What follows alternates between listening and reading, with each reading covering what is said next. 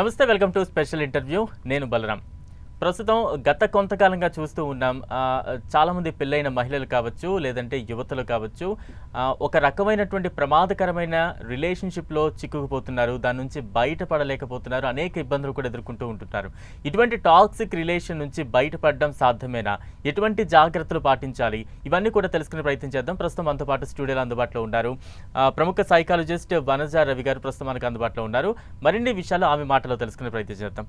వనజ రవి గారు, నమస్తే అండి. నమస్తే అండి. రైట్, ఇందాక నేను చెప్పినట్టుగా ఒక రకమైనటువంటి ప్రమాదకరమైన రిలేషన్షిప్లో వీరంతా కూడా చిక్కుకుంటూ ఉన్నారు. ప్రస్తుత సమాజంలో మనం చూస్తున్నాం, అనేక సంఘటనలు, ఘోరమైనటువంటి సంఘటనలు కనిపిస్తూనే ఉన్నాయి.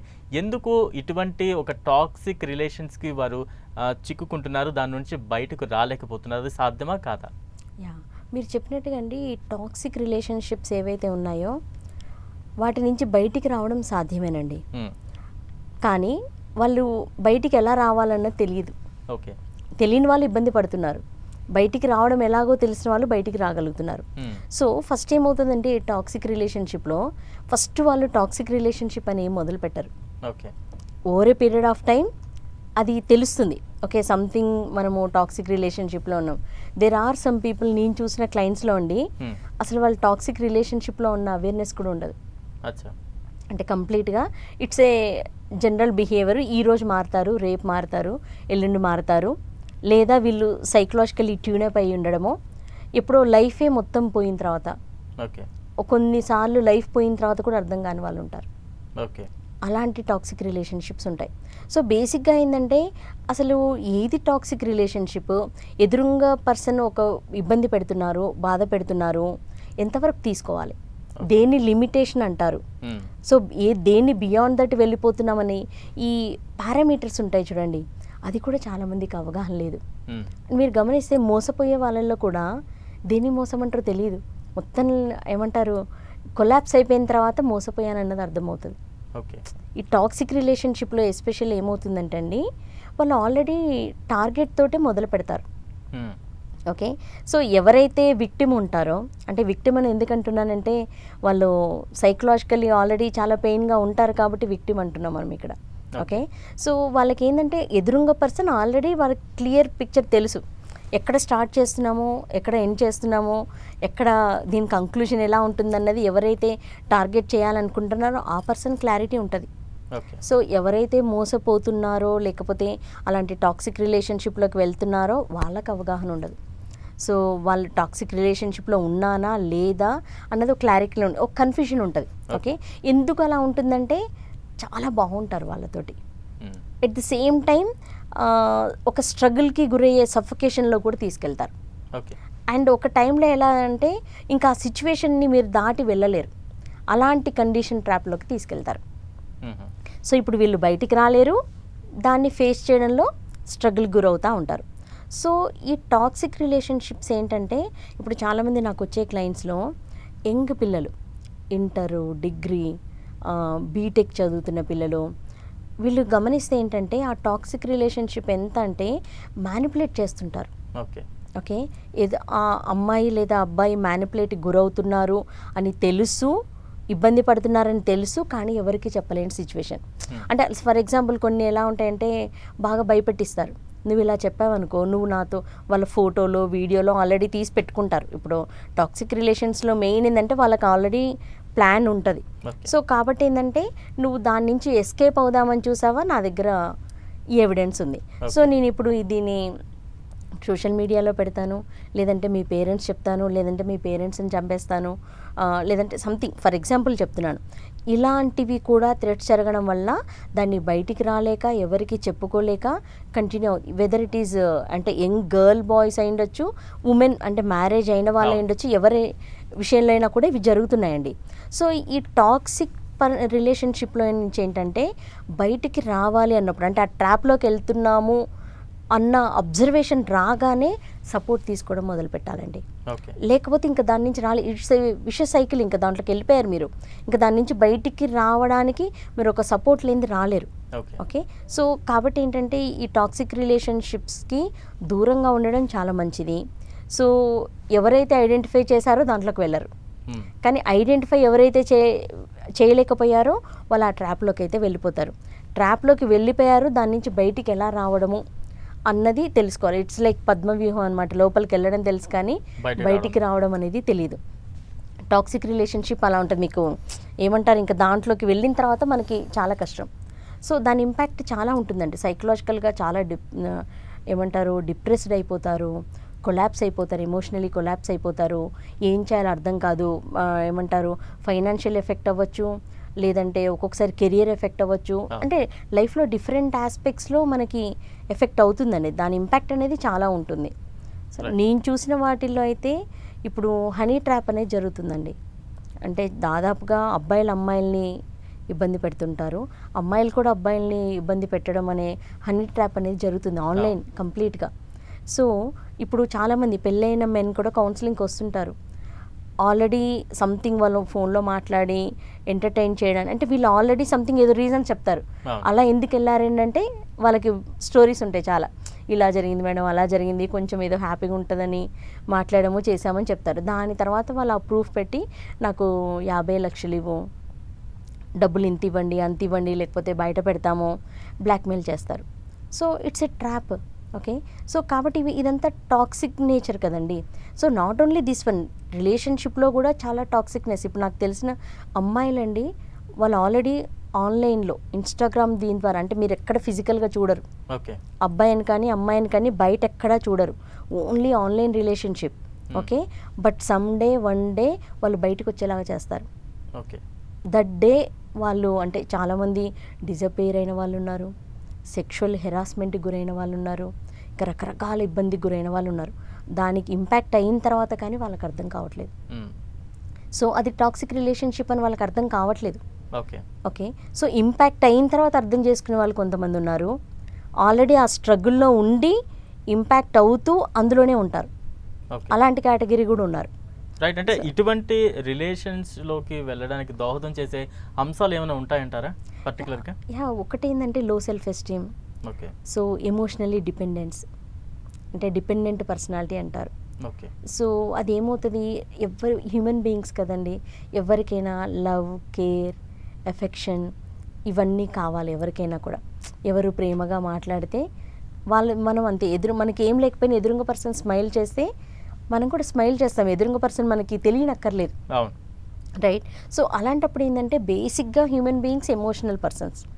అంటే రిలేషన్షిప్లో అంటే లాజికల్గా అంత వర్క్ చేస్తారు, కానీ రిలేషన్స్లో ఎక్కువగా మెజారిటీ డామినేషన్ జరిగేది ఎమోషన్స్. ఓకే, సో ఎస్పెషల్లీ దాంట్లో ఉమెన్ ఎక్కువగా ఉంటారు మీరు చెప్పిన దాంట్లో.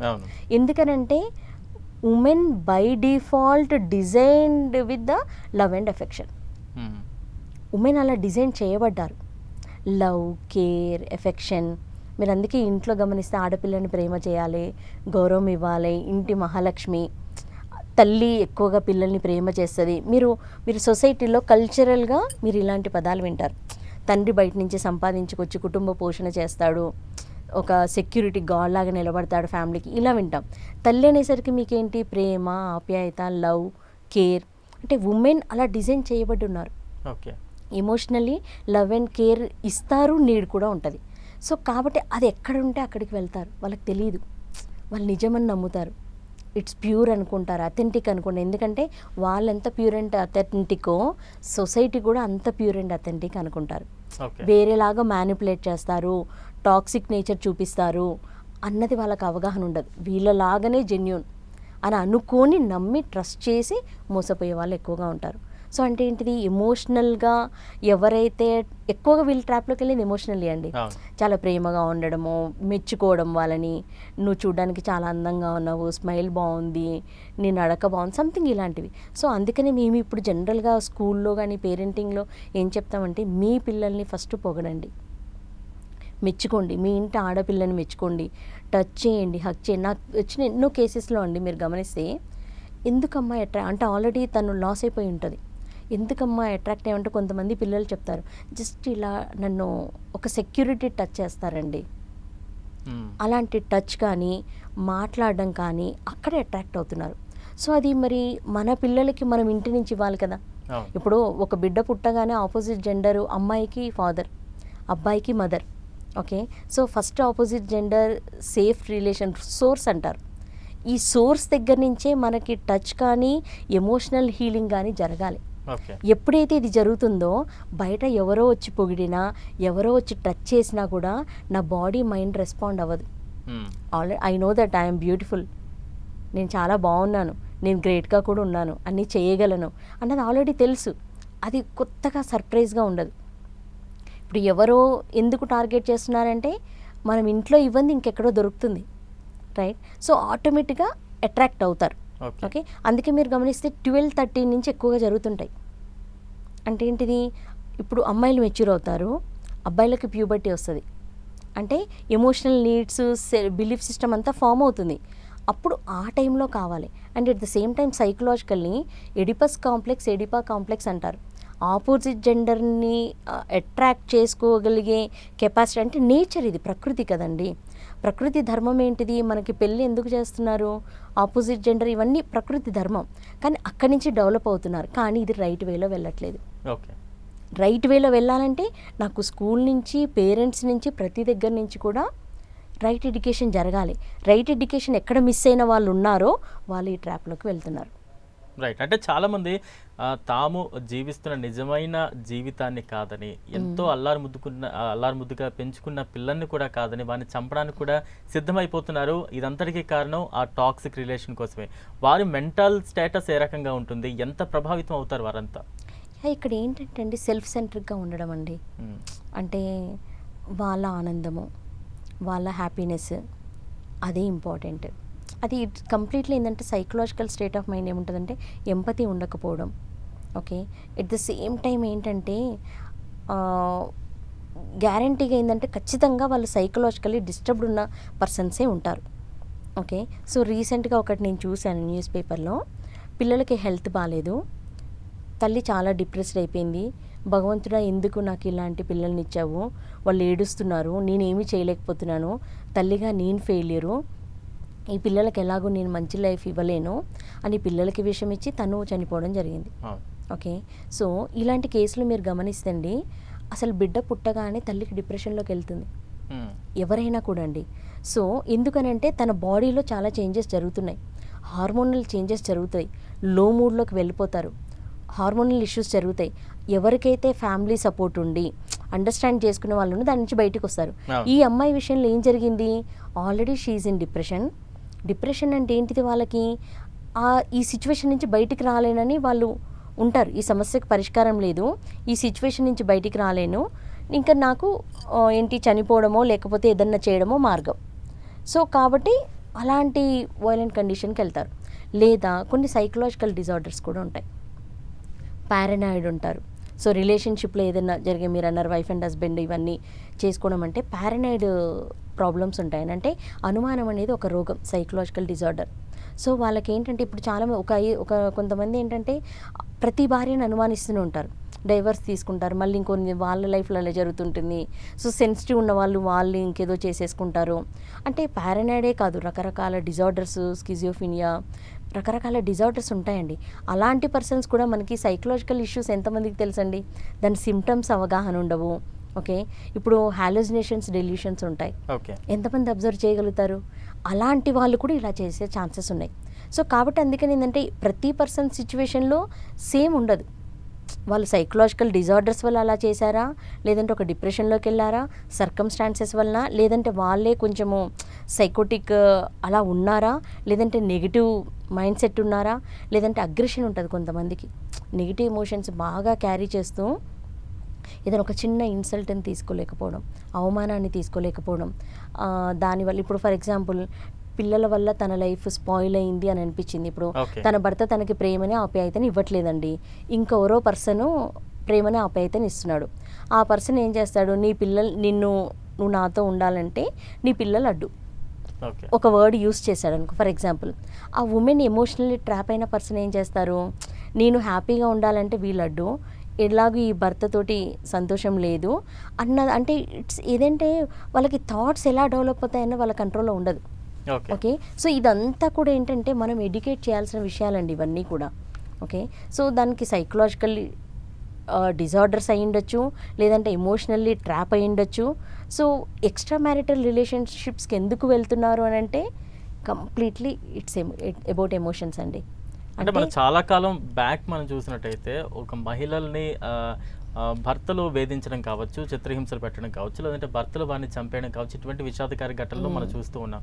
కానీ తరచుగా ఎక్కువ అవుతుంది ఏంటంటే మహిళలే తమ భర్తలని ప్రియుడితో కలిసి చంపించడాలు, ఇవన్నీ కూడా ఎక్కువగా చోటు చేసుకుంటున్నాయి. పిల్లల్ని కూడా చంపేస్తున్నారు. ఫ్యూచర్ ఏంటి అనేది కూడా ఆలోచించట్లేదు. ఎందుకు వారి మైండ్ సెట్ అలా ఉంటుంది? ఇక్కడ మీరు అడిగిన దాంట్లో అండి, ఫస్ట్ మనం జనరలైజ్ చేయొద్దు. మహిళలందరూ అనడానికి లేదు.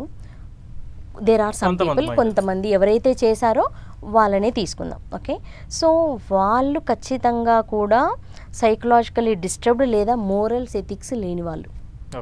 ఓకే, వాళ్ళంటే ఒక రకంగా చెప్పాలంటే నేను అన్నాను కండక్ట్ ఇష్యూస్ అన్నారు చూడండి, ఆ కండక్ట్ ఇష్యూస్ చిన్నప్పటి నుంచి ఉన్నవాళ్ళే. ఓకే, సో అలా ఉన్నవాళ్ళు మెన్ అయితే ఏంటి, ఉమెన్ అయితే ఏంటండి, ఇట్స్ అబౌట్ ఎమోషన్స్ కదా. హ్యూమన్ బీయింగ్ లైఫ్ ఎమోషన్స్ కదా. ఉమెన్ అయినా మెన్ అయినా కూడా వాళ్ళు ప్రాపర్ ట్రైన్డ్గా లేరు. వాళ్ళ థింకింగ్ ప్యాటర్న్ మామూలుగా ముందు నుంచే డిఫరెంట్. మీరు ఒకసారి వాళ్ళ ఫ్యామిలీ మెంబర్స్ ఇంటర్వ్యూ చేశారనుకోండి, ఎవరైనా కేస్ స్టడీస్ తీసుకొని పర్టికులర్గా ఇలా బిహేవ్ చేసిన పర్సన్స్ ఒక కేస్ స్టడీ తీసుకొని మనం ఫ్యామిలీ మెంబర్స్ని ఇంటర్వ్యూస్ చేస్తే వాళ్ళ చిన్నప్పటి నుంచి వాళ్ళ బిహేవియర్ డిఫరెంట్గా ఉంటుంది. ఓకే, సెల్ఫ్ సెంట్రిక్గా ఉండడము, తన సొంత లాభం కోసం చూడడము, ఎదురుగా వాళ్ళ ఎమోషన్స్, సమాజము ఏంటనేది వాళ్ళకి అంత పట్టింపు ఉండదు. వాళ్ళకేం కావాలి అన్న మైండ్ సెట్లో ఉంటారు. అందుకే మీరు చూస్తే క్రిమినల్స్ కానీ చెడ్డవాళ్ళు కానీ వాళ్ళకి అదొక పాజిటివ్ ఎమోషన్ లాగా తీసుకుంటారు. వాళ్ళకి దాంట్లో నుంచి హ్యాపీనెస్ వస్తుంది, రైట్? సో కాబట్టి అక్కడ ఉమెనా మెన్ అన్నది కాదు, వాళ్ళు అలాంటి డిజార్డర్ అనే చెప్పచ్చు. సైకలాజికల్ డిజార్డర్ అసలు హ్యూమన్ బీయింగ్స్ పట్ల కానీ, ఎమోషన్స్ పట్ల కానీ, ఈ రిలేషన్స్ పట్ల కానీ సోషల్ నార్మ్స్ లేకుండా ప్రవర్తించే వాళ్ళు. దీన్ని యాంటీ సోషల్ బిహేవియర్ అని కూడా అనొచ్చండి మనం. ఓకే, అది ఉమెన్ అయినా మెన్ అయినా యాంటీ సోషల్ బిహేవియరే, రైట్? సో దాన్ని మనం ఇప్పుడు ట్రైన్ చేయాల్సి ఉంటుంది ఖచ్చితంగా. దీన్ని కన్సిడర్ చెయ్యాలి. ఓకే, వాళ్ళ ఫ్యామిలీ మెంబర్స్ కూడా ట్రీట్మెంట్స్ ఇవ్వాలి. దట్ పర్టికులర్ పర్సన్ కూడా ట్రీట్మెంట్ ఇవ్వాల్సి ఉంటుంది. ఓకే, అది మెడికల్ ట్రీట్మెంటా, కౌన్సిలింగ్ ట్రీట్మెంటా అన్నది అంటే బేస్డ్ ఆన్ దట్ పర్సన్ని బట్టి ఉంటుందండి. సో కాబట్టి ఏంటంటే జరుగుతున్నాయి మీరు అన్నట్టుగా. ఇప్పుడు ఏంటంటే మన పాపులేషన్ కూడా చాలా పెరిగింది కదండి. పాపులేషన్ పెరుగుతున్నప్పుడు నెగిటివ్ పర్సన్స్ పెరుగుతుంటారు, పాజిటివ్ పర్సన్స్ కూడా పెరుగుతూ ఉంటారు. సో నెగిటివ్ పర్సన్స్ని పెరుగుతున్నప్పుడు దాన్ని ఎలా ట్రైన్ చేయాలి, ఎలా కంట్రోల్ చేయాలి, దానికి ఏమైనా సిస్టమ్ ఉందా, ఎవరు చేస్తారు అసలు, ఇవన్నీ కూడా చాలా ఇంపార్టెంట్. సో మీరు చెప్పినట్టుగా మహిళలది క్రైమ్ రేటు పెరిగింది అంటే జనాభా కూడా పెరిగింది, క్రైమ్ రేట్ కూడా పెరిగింది. సో ఇప్పుడు దీన్ని ఎలా కంట్రోల్ చేయాలన్నది చాలా ఇంపార్టెంట్. సో దాంట్లో నేను చెప్పడం ఏంటంటే ఇవి ఖచ్చితంగా సైకలాజికల్ రిలేటెడ్ బిహేవియర్, వాళ్ళ సైకలాజికల్ ఇష్యూస్ ఉన్నట్టు. అంటే అట్ ద సేమ్ టైం వాళ్ళకి ఇర్రేషనల్ థాట్స్ ఉంటాయి. ఇప్పుడు ఒక రేషనల్ థాట్, ఉమెన్ అలా చేయకూడదు, రేషనల్, రైట్? సో ఉమెన్ అంటే నేను బై డిఫాల్ట్ డిజైన్ చేయబడతారన్నారు. లవ్, ఎఫెక్షన్, కేర్, త్యాగం చేస్తారు, ఒక మనిషి కోసం నిలబడతారు. ఉమెన్ డిజైనింగ్ ఇది. ఓకే, బట్ వాళ్ళు యాంటీ సోషల్ బిహేవియర్ చూపించారు. ఓకే, సో దాన్ని మనం ఎలా కంట్రోల్ చేయాలి, ఎలా ట్రైన్ చేయాలి, దట్ పర్టికులర్ పర్సన్కి ఎలా దాని నుంచి ఆ బిహేవియర్ని ఎలా స్టాప్ చేయాలి, లేకుంటే మీకు అది వేరే వాళ్ళకి కూడా స్ప్రెడ్ అవుతుంది. ఎందుకంటే మోడల్ బిహేవియర్. ఇప్పుడు మీరు గమనిస్తే అండి, ఒక సూసైడ్ చేసుకున్నారని ఒక న్యూస్ ఉంటే ఆల్రెడీ డిప్రెషన్లో హై లెవెల్లో ఉన్నవాళ్ళు 10 మంది సూసైడ్స్ వింటారు మీరు. ఓకే, మోడలింగ్ అంటే ఆటోమేటిక్గా మనిషి ఎమోషన్స్ దానికి ఎంకరేజ్ చేస్తూ ఉంటుందండి. సో కాబట్టి మేము డిప్రెషన్లో ఉన్న వాళ్ళకి వీటన్నిటి సోషల్ మీడియాకి అన్నిటికీ దూరంగా పెడతా ఉంటాం. సో అలాగే నెగిటివ్ది కూడా ఏమవుతుందంటే మీకు ఆటోమేటిక్గా దానికి అట్రాక్ట్ చేస్తూ ఉంటుంది. ఓకే, సో కాబట్టి దీనికి ఏంటంటే పర్టికులర్ పర్సన్స్ని మనం ఐడెంటిఫై చేసి వాళ్ళకి ఏంటి, కొంతమంది పనిష్మెంట్ వల్ల బాగవుతారు, కొంతమంది అంటే రూట్ కాజ్ ఏంటన్నది చూసి దాన్ని తగిన మనము ట్రీట్మెంట్స్ ఇచ్చి చేయాల్సి ఉంటుందండి. సో డెఫినెట్గా ఇది అడ్రస్ చేయాల్సిన విషయం అండి. రైట్, అంటే టాక్సిక్ రిలేషన్స్లోకి వెళ్లకుండా ఉండాలి అంటే ముందు నుండి ఎటువంటి పాత్ర కుటుంబ సభ్యులది ఉండాలంటారు? మరోవైపు వన్స్ టాక్సిక్ రిలేషన్లోకి వెళ్ళి ఇబ్బందులు పడుతూ గుర్తించి బయటకు రావాలి అనే వారికి ఎటువంటి సొల్యూషన్ ఉంటుంది, ఎటువంటి జాగ్రత్తలు తీసుకుంటే బయటకు రావచ్చు అంటారు? ఇది చాలా మంచి విషయం అండి. యాక్చువల్గా మన కుటుంబం నుంచి ఎలా అంటే, మన కుటుంబంలో మనీ ట్రైన్ చేసేది, అమ్మ మంచి విషయాలు మాట్లాడు, ఎవరిని హర్ట్ చేయదు, ఎవరిని హామ్ చేయదు, ఎవరైనా ఏమైనా అంటే కూడా కొంచెము తలదించుకొని రా. ఓకే, సో ఎక్కువగా ఎవరి మీద ఫైటింగ్కి వెళ్ళొద్దు, ఇవి చెప్తారు మన కుటుంబంలో. మంచిగా ఉండాలి, అత్తగారింటికి వెళ్ళినా లేకపోతే మనం బయటికి వెళ్ళినా మంచి విషయాలు చెప్తారు. ఓకే, మంచిగా ఉండమనే చెప్తారు, రైట్. సో ఈ మంచి వాళ్ళందరూ ఎవరైతే ఉన్నారో 50% ఎడ్యుకేషన్ అన్నట్టు. నువ్వు మంచిగా ఉంటే ఎదురుగా వాళ్ళు కూడా మంచిగా ఉన్నప్పుడు బ్యాలెన్స్డ్, ఏం జరగదు. నువ్వు మంచిగా ఉన్నావు, అవతల 50% నెగిటివ్గా అటాక్ చేసే వాళ్ళు ఉన్నారు. ఓకే, ఏంటప్పుడు ఆ ఎడ్యుకేషన్ జరగట్లేదు ఇంటి నుంచి. సో ఇంటి నుంచి మన పిల్లలకి ఏం చెప్పాలంటే, ఫస్ట్ మనం చాలా మంచి వాళ్ళమే, కానీ అలాంటి సేమ్ మంచి థింకింగ్ లేని వాళ్ళు కూడా సొసైటీలో ఈక్వల్గా తిరుగుతున్నారు. ఇప్పుడు ఒకప్పుడు రాక్షసులు అంటే 2 కొమ్ములు పెద్ద కూరలు పెట్టుకొని వీళ్ళు నెగిటివ్ పర్సన్ అని మనకేమంటారు, ఒక ఇమేజ్ చూపించేవాళ్ళు. ఇప్పుడు మనం ఒకప్పుడు చూసేందండి నెగిటివ్ పర్సన్, రాక్షసులు ఇలాంటివి చూపించేవాళ్ళు. ఇప్పుడు మరి సమాజంలో నెగిటివ్ పర్సన్స్ అంటే అందరికంటే హ్యాండ్సమ్ ఉండొచ్చు. ఇప్పుడు మీరు సినిమాలలో కూడా చూస్తే విలన్ చాలా హ్యాండ్సమ్ ఉంటున్నారు, చాలా టాలెంటెడ్గా ఉంటున్నారు. సో మన పిల్లలకి ఏం చెప్పాలంటే, మన సొసైటీలో మంచి వాళ్ళతో పాటుగా ఈక్వల్లీ వీళ్ళు కూడా ఉన్నారు. సో దానికి ట్రైన్ అయ్యి ఉన్నావా నువ్వు అసలు? ఓకే, సో లేదంటే నేను మంచిగా ఉన్నాను, వాళ్ళు నన్ను హార్మ్ చేశారు, హర్ట్ చేశారు, నేను కొలాప్స్ అయిపోయాను అన్న దానికి కాకుండా చిన్నప్పటి నుంచే చెప్పాలి. ఓకే, అలా చెప్పడం వల్ల ఏమవుతుంది, ఫస్ట్ ఎమోషనల్గా నేను ఆల్రెడీ ఆ పిక్చర్ ఉంది నాకు. సమాజంలో మంచి వాళ్ళు ఉన్నారు, చెడ్డ వాళ్ళు ఉన్నారు, ట్రాప్ చేసే వాళ్ళు ఉన్నారు, టాక్సిక్ రిలేషన్షిప్ చూపించే వాళ్ళు కూడా ఉన్నారు. టాక్సిక్ రిలేషన్షిప్ బాసెస్ కూడా ఉండొచ్చండి, ఈవెన్ ఆఫీస్లో వీటిల్లో కూడా, రైట్. సో అదంతా ఎప్పుడైతే ట్రైన్ అవుతారో నా బ్రెయిన్ సపోర్ట్ చేస్తుంది, ఈ పర్సన్ టాక్సిక్ పర్సనా లేకపోతే ఈ పర్సన్ మంచి పర్సనా, ఐ కెన్ ఏమంటారు డిఫరెన్షియేట్ చేసుకోగలుగుతారు. డిఫరెన్షియేట్ చేసుకోవడం తెలిసిన తర్వాత అది నాలెడ్జ్ తర్వాత ఏంటిది, అప్లికేషన్ కావాలి, దానికి స్కిల్ కావాలి.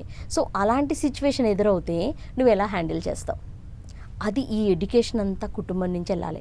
ఫర్ ఎగ్జాంపుల్ మన పేరెంట్స్కి మనకేం స్కూల్ ఎడ్యుకేషన్ లేదు కదా, ఎమోషనల్గా ఎలా స్ట్రాంగ్ ఉండాలి, సొసైటీలో డిఫరెంట్ కైండ్స్ ఆఫ్ పీపుల్ ఉంటారు, మనం ఎలా హ్యాండిల్ చేయాలన్నది మనమే ఆల్రెడీ ట్రైన్ కానప్పుడు మన పిల్లలకి ఎలా చేస్తామో. నా నెక్స్ట్ సోర్స్ దీని రిలేటెడ్ ట్రైనింగ్ ఎవరైనా ఇచ్చే వాళ్ళు ఉన్నారా? ఓకే, లేదంటే గో ఫర్ సైకాలజిస్ట్ అంటే అందరూ ఏమనుకుంటున్నారు, ఒక నీకు సైకలాజికల్ ఏదైనా డిజార్డర్ ఉంటే ఏదైనా ప్రాబ్లం ఉంటే వెళ్ళాలి. నో, అందుకు కాదు. బేసికల్గా ప్రతి పర్సను తను ఎలాంటి పర్సను, ఓకే, తన క్వాలిటీస్ ఏంటి, వాళ్ళ స్ట్రెంగ్త్ ఏంటి, వీక్నెస్ ఏంటి, దాన్ని ఎలా యూజ్ చేసుకోవాలి, ఇవన్నీ అవగాహన చేసుకోవడానికి, విచ్ కైండ్ ఆఫ్ పర్సన్, తను ఎలాంటి పర్సన్, ఓకే, తన లైఫ్లో ఇంకేం అచీవ్ చేయగలడు, ఇవన్నీ తెలుసుకోవడానికి కూడా వెళ్ళొచ్చు. బట్ సొసైటీ స్టిగ్మా ఉంది, ఓకే, సైకలాజికల్గా పీక్ లెవెల్లో పిచ్ వస్తే కానీ ఎక్కడికి వెళ్ళకూడదని. ఆ స్టిగ్మాతో కూడా చాలామంది వెళ్ళట్లేదు. బట్ అందుకనే ఫస్ట్ స్టెప్ ఫ్యామిలీ ఎప్పుడైతే చేయలేకపోయిందో హెల్ప్ సీకింగ్ నేచర్, అంటే ఆ పర్టికులర్ ఏరియాలో ఎవరు ఎక్స్పర్ట్ ఉంటే వాళ్ళ దగ్గరికి వాళ్ళ పిల్లల్ని పంపించి సొసైటీ పట్ల కూడా ఎడ్యుకేషన్ ఉండాలండి. ఎందుకంటే దీనికి హెల్త్ అంటే ఫస్ట్ డెఫినేషన్ అందరికీ అర్థం కావాలి. హెల్త్ అంటే మనది ఏంటి, ఫిజికల్గా ఫిట్గా ఉండడం హెల్దీ అందరికీ, రైట్. బట్ యాక్చువల్ డెఫినేషన్ ఏంటిది, సైకలాజికల్గా ఫిట్గా ఉండాలి, ఫిజికల్గా ఫిట్గా ఉండాలి, సోషల్లీ ఫిట్ ఉండాలి. ఇప్పుడు మనం ఇంతమంది మాట్లాడుకుందాం, సోషల్లీ ఫిట్ కాదు వాళ్ళు, కానీ దాని జర్నీ ఎక్కడ స్టార్ట్ అయింది, సైకలాజికల్గా ఆల్రెడీ ఫిట్ లేరు వాళ్ళు. సో ఓవరాల్గా ఈ 3 అంటే ఈ ట్రయాంగిల్ ఉన్న పర్సన్ హెల్దీ పర్సన్, ఫిజికల్గా ఫిట్గా ఉండి చూడడానికి హ్యాండ్సమ్గా ఉంటే నాట్ హెల్దీ. ఓకే, ఈ 3 ఉంటేనే హెల్దీ పర్సన్ అంటారు. సో కాబట్టి హెల్త్ అన్న దాంట్లో కూడా ఏం చెప్పారు, ఎమోషనల్ స్కిల్స్ కూడా నేర్చుకుంటేనే హెల్దీ. ఓకే, ఎటువంటి సిచ్యువేషన్ హ్యాండిల్ చేయగలగాలి, అండ్ యాంటీ సోషల్ బిహేవియర్ ఉండకూడదు. లైఫ్లో నువ్వు ఏదైనా అచీవ్ చేస్తున్నావంటే సోషల్ నార్మ్స్కి ఎగెన్స్ట్గా ఉండకూడదు. యాజ్ పర్ సోషల్ నార్మ్స్ మనం ఏదైనా సాధించవచ్చు. అప్పుడు సొసైటీ సపోర్ట్ చేస్తుంది, ప్రతి ఒక్కరు సపోర్ట్. ఇదంతా ఎడ్యుకేషన్ ఫ్యామిలీ నుంచి వెళ్ళాలి. Right, thank you madam. Toxic relations ఎంత ప్రమాదకరం, వాటికి మనం టాక్సిక్ రిలేషన్స్లోకి వెళ్ళడానికి దోహదం చేసే అంశాలు ఏంటి, వాటి నుంచి బయటపడాలంటే కుటుంబ సభ్యుల పాత్ర ఏ రకంగా ఉండాలి, ఎటువంటి జాగ్రత్తలు తీసుకుని బయటకు రావచ్చు, ఇవన్నీ కూడా మేడం చక్కగా వివరించారు. Thank you madam, thank you so much. Most welcome అండి. ఇది వాళ్ళ special interview. Stay tune to 10 TV.